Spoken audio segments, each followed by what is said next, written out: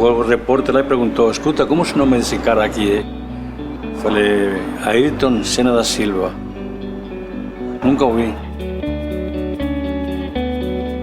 Aí levou para a Europa e aí, quando voltou, um cartista que ninguém conhecia, um ídolo da Fórmula 1. E aí começou a ser Ayrton Senna. E ele tinha orgulho de erguer a bandeira, né, mostrar que era brasileiro, né? Por isso que ele se transformou nesse ídolo, entendeu? E eu podia chamar esse ídolo de amigo. E às vezes conversando com ele, você puxava muita coisa interessante. Ele tinha frases incríveis. Às vezes eu brincava, chamava ele de Neruda. Neruda, alguma para hoje? Enfim, não tenho ídolos. Para você ver até onde ia a gana e a garra dele. Ele se espelhava em alguns pilotos. Ele tinha alguns pilotos como referência. Mas a meta dele, se eles ainda tivessem nativo, era batê-los.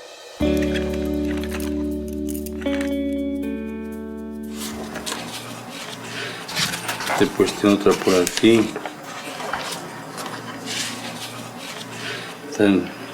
Eu não conhecia ele conheceu a gente. A gente já trabalhava no kart há 15 anos. E ele quebrou o motor. Aí eles falaram: tem um cara na Moca que é muito bom. Aí ele foi lá. Falei: se o menino anda certo, pode ganhar a corrida. Porque era motor de corrida, né? Chegou aqui na pista e o coitado não sabia nem era um kart. A gente foi de uma coordenada para ele guiar melhor. Ele foi até um pouco atrevido, respondeu mal. Falei para ele: menino, não é assim que se anda. Sabe o que respondeu? Não é problema teu.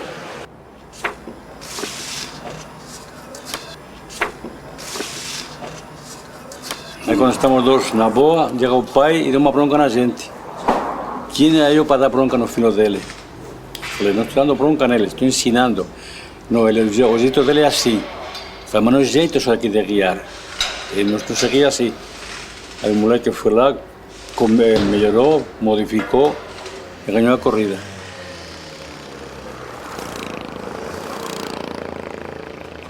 Esse barulhinho que vocês estão ouvindo gostoso aí de fundo, que o vício começa aqui.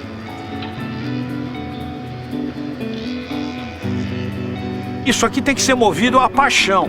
E se você não tiver isso aqui nos canos, não vai, sócio.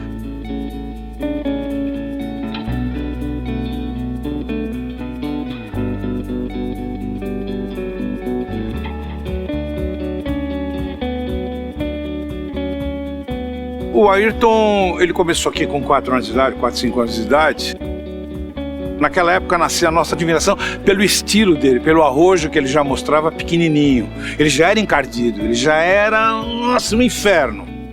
E essa meninada, você mais ou menos pelo cacuete, você já começa a separar cedinho quem é e quem não é do ramo. Quem era envolvido com corrida, via ele andar, já sabia, não, esse cara aí tem um quezinho, um negócio a mais, um dom natural, né? Porque ele era fenomenal, fora de série. Tu não aguentava ficar sem andar de kart. Então, quando não estava no kart, estava na oficina. Não estava na oficina, estava no kart.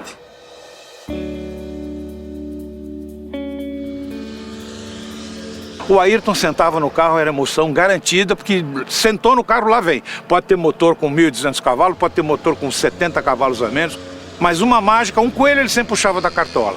Corrida de Fórmula Ford que ele fez, largou na pole e fez a corrida inteira sem freio e ganhou. Como é que é isso? O pessoal achou que estava mentindo. Então foram no meu carro e colocaram as mãos no disco do freio e, para a surpresa deles, os discos estavam gelados. Então a gente conta essa história, o cara não acredita, mas tem uma carta dele aí. Então a gente conta que o cara aconteceu na corrida que era impossível. Ele conseguiu. Então o cara ele fazia milagre na pista, viu? O Ayrton tinha um improviso, não sei se era místico, porque se você seguir uma certa lógica, tinham determinados acertos, mas isto não pode funcionar. E o Ayrton saiu, os mecânicos coçavam a cabeça, ficavam olhando pro outro, mas como quem diz, mas ele quer desse jeito? E o pior é que ele saiu, o tempo vinha melhor. Era um Ayrton e outro Ayrton. Um era um cara assim quieto, meio bobão, vai. Não mexia, não falava, não brincava, fora da pista. Mas na pista não era ele, na pista era se transformava. O Ayrton das pistas era simplesmente, sabe, ele não queria saber, era nato. O defeito dele é que segundo lugar era primeiro derrotado, não admitia. Era primeiro. E tinha um cara na frente, qualquer um retardatário, e pensava que era o segundo. Você tinha um Ayrton até quinta-feira. Se você tivesse que fazer alguma brincadeira, comentar alguma coisa, aproveita a quinta, porque sexta-feira não falava com ninguém. Ele só ia desligar no domingo quando acabasse a corrida. Muitos pilotos contam na época que o Ayrton te passava onde você não esperava. Não, aqui ele não vem, era ali que ele vinha. Chegou abril, ele te matava toda vez que ele te encontrasse, porque ali ele te liquidava. Eu sempre falo que eu tive dois ídolos, né? Um foi o meu pai, que além de ser meu pai, me passou o ofício dele, né? E o Ayrton, né?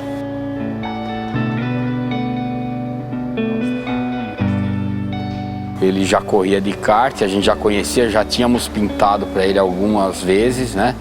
E foi quando ele apareceu para fazer esta pintura, e mais ou menos em 78, e que ele ia para o Mundial de kart. Quando o Ayrton retornou do Mundial, ele gostou da pintura e falou: eu quero ficar com essa pintura para mim. Lógico que o Ayrton imortalizou a pintura, né? Mas na hora que isso foi criado, o feeling, né, do meu pai, que era um gênio, assim, ele criava instantaneamente, ele sabia o que era para ser feito. E então o feeling dele falou: não, vamos fazer isso aqui, que essas faixas vão sair dos olhos do piloto, né, que era o Ayrton, e isso aí vai dar uma impressão de velocidade. Tudo que envolvia a cor, o Ayrton falava: fala com o Cid. Ele tratava meu pai como se fosse o pai dele, assim, com carinho, né? E meu pai meio italianão, então ele ficava todo dengoso com o Ayrton e tal. Uma pessoa humilde, cara. Meu pai, ser reconhecido assim por um ídolo mundial, né? Era muito legal para ele, sim, e para mim também. O Ayrton, como pessoa, era um cara muito focado no trabalho dele, mas ele tinha os momentos dele, como em algumas oportunidades, por exemplo, ele ligava e: posso dar um pulinho? Como, chefia? Como pode dar um pulinho? Vem a hora que você quiser.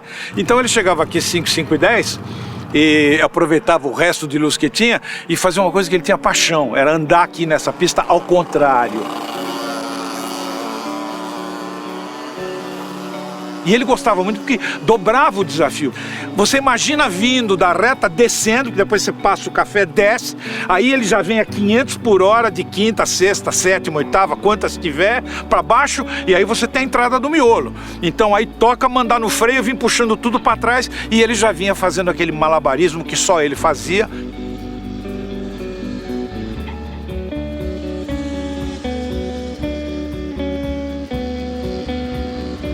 Você tem que pegar um vídeo de uma pole que ele fez em Suzuka.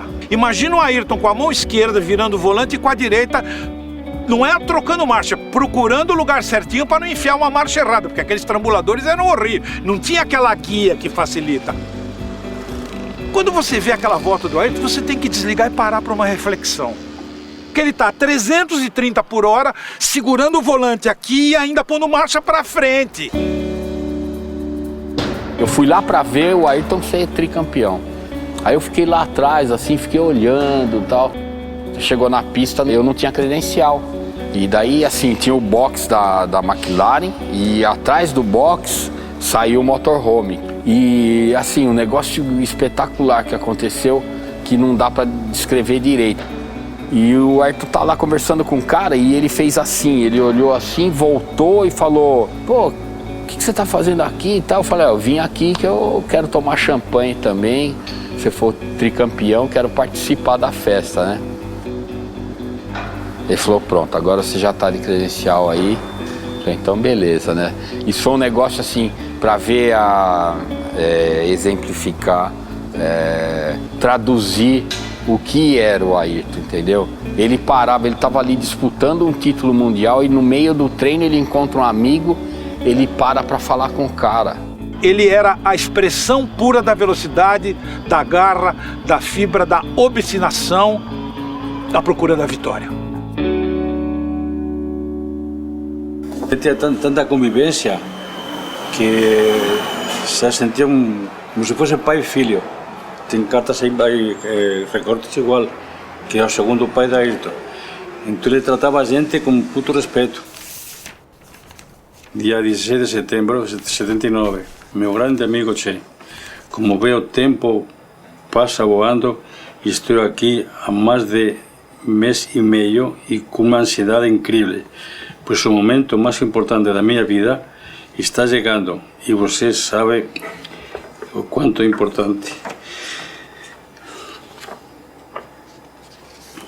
Agradecendo para a gente, que é uma pessoa que tem uma incrível responsabilidade no que diz respeito à minha vida, pois quem me pôs no mundo do kart foi meu pai, mas quem me mudou realmente, me direcionou na posição certa, que me ensinou quase tudo o que eu sei, que me ajudou e esteve ali em todos os momentos, a pessoa que me fez chegar onde eu estou e que é a maior responsável por minhas glórias é você.